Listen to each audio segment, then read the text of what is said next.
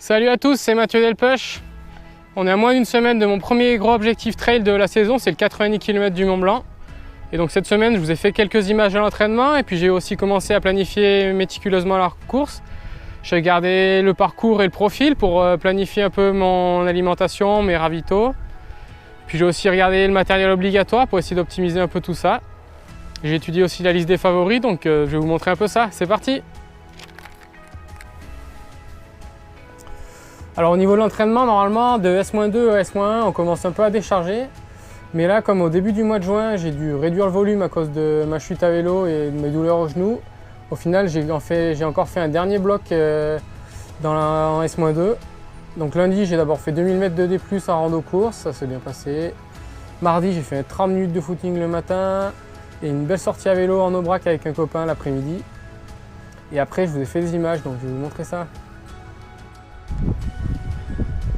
À J-8 de la course, je suis venu au chemin des Muletiers. Là, je viens de finir une séance de 5 montées actives, donc c'est une montée de 330 mètres de dénivelé. C'est sur une moyenne de 16% et vous voyez, le chemin il est assez lisse, du coup c'est bien pour travailler le physio, on n'est pas du tout limité par la technique. J'ai tout fait en bâtonnant parce que sur le 90 je vais avoir mes bâtons. Et j'ai eu de la chance, je suis passé à travers les gouttes et là il y a quelques vues sur la chaîne des Puys. Donc voilà, une bonne séance de fête au sein du dernier bloc de prépa. J-8, dernière grosse rando course. Là on est en haut du Puy Grillou avec une belle vue à 360 sur les monts du Cantal. Donc là je fais une petite sortie de 5h, 5h30, 35 bornes, 2500 de dénive avec un peu de technique, un peu de tout. Et puis toujours les bâtons. Allez, il me reste encore l'arpent du diable, un bon 1000 mètres de dénive et puis après je rentre au Buffadou. Et voilà, on est à une semaine de la course. Bon, je vous dis pas quelle heure il est, mais normalement on a exactement 7 jours, je devrais passer la ligne.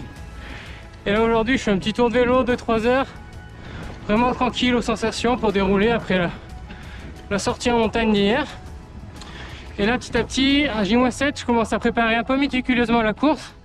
Ce matin j'ai regardé le parcours en détail. Bon, d'habitude j'aime bien aller sur place, mais là avec les péripéties de fin de prépa, je suis resté au frais dans le Cantal pour recharger les batteries.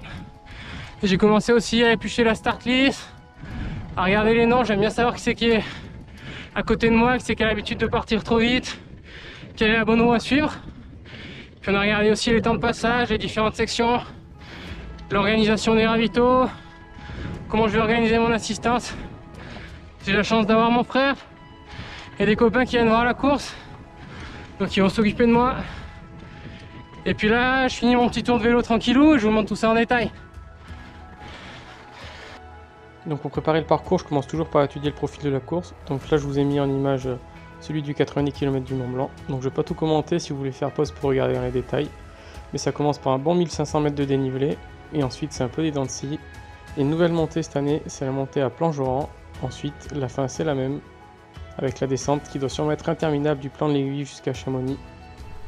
Ensuite, ce que j'aime bien faire, c'est calculer les différents temps de passage, les temps sur les sections, sur toutes les montées, les traversées.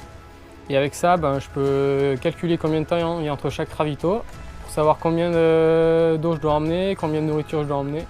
Donc au début, je vais essayer de tourner autour de 40-50 grammes de glucides par heure avec essentiellement des barres et des purées baou. Et puis après, je bois un peu de ceinture aussi. Tourner à 750 ml par heure, mais l'eau, il faut ajuster aussi en fonction de la chaleur. Et à la fin, je vais être sur des trucs plus liquides et augmenter un peu le nombre de glucides. Et puis pour essayer de ne pas trop baisser le rythme dans les dernières côtes. Et ensuite, avec ça, je fais un fichier Excel que je vais donner à mes ravitailleurs où il y a tout le détail de ce qu'ils doivent prendre et ce qu'ils doivent me donner à chaque ravito, avec des petits commentaires. En fait, c'est pour qu'ils aient le moins de questions à se poser et pour essayer de réduire aussi les incertitudes. Bon, pour le matériel obligatoire, je ne vais pas tout vous passer en revue, mais je vais vous montrer 2-3 petits trucs intéressants. Téléphone portable, avec ça, je ne vais pas faire de selfie, mais au moins je peux appeler. Puis pour la journée, une petite frontale qui sera au fond du sac avec 2 piles de rechange, la couverture de survie. Il faut aussi une deuxième couche, donc je prends mon plus léger t-shirt manche longue et je mets tout ça dans un sac. Si on me demande le matériel obligatoire, tout est visible. On voit le téléphone, la couverture, la lampe et le t-shirt.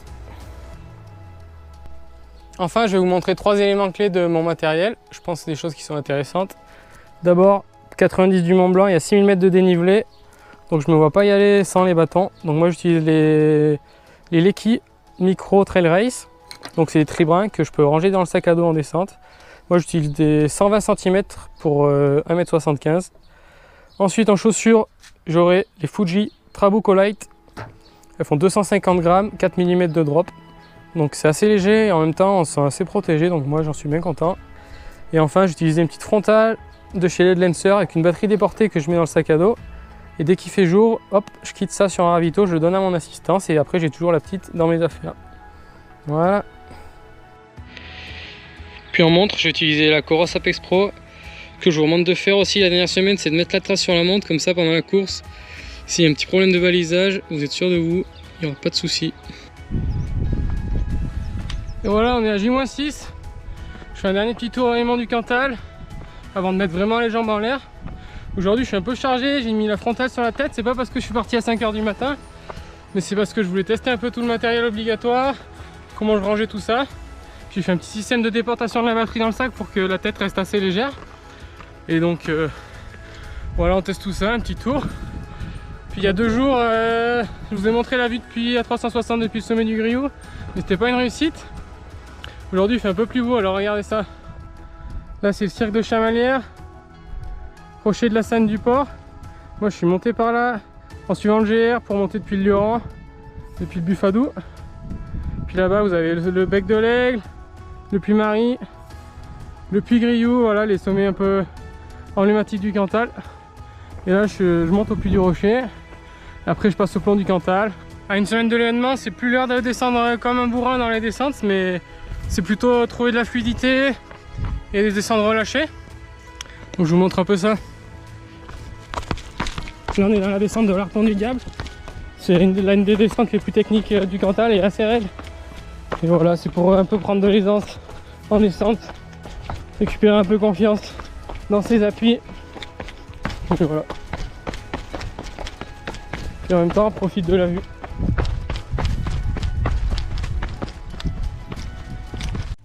Bon, au final, ça me fait une semaine à 21 h d'entraînement. C'est pas forcément ce que je recommande à une semaine d'un ultra. Et comme j'avais pas pu trop courir au début du mois de juin avec mon entraîneur Nicolas Martin, on a décidé d'en remettre une petite couche. Donc en chiffres, ça donne 95 km de course à pied avec 8000 m de dénivelé. Et en vélo, 200 bornes avec presque 3000 m de dénivelé. Si vous voulez voir un peu tout ça plus en détail, et ben, c'est tout sur Strava, le lien est dans la description. Maintenant, les prochaines séances à venir, ça va pas être du lourd au niveau physique. C'est d'abord une séance de cryothérapie en passant à Lyon chez Cryo Advance. Ensuite, je vais faire une séance d'ostéo chez Benoît Nave à Annecy.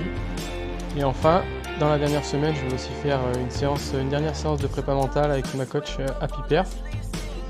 Et puis après, mettre les jambes en l'air, un ou deux petits footings dans la dernière semaine, et puis on est paré. Et voilà, avec tout ça, on est prêt pour aller faire le 98 Mont Blanc. S'il y en a certains d'entre vous qui sont au bord du parcours ou sur la ligne, n'hésitez pas à me faire un petit coucou. Et sinon, si vous voulez suivre ça, je vous mets le lien de mon Instagram dans la description, il y aura sûrement un live. Il y a aussi le live timing de la course. Et puis quand ce sera fini, on ne sait pas dans quel état et en quelle position, je vais vous raconter tout ça, donc n'hésitez pas à vous abonner à la chaîne. Puis si vous voulez que je vous raconte d'autres trucs, mettez un petit commentaire, ça fait toujours plaisir. Même un petit like. Allez, ciao ciao!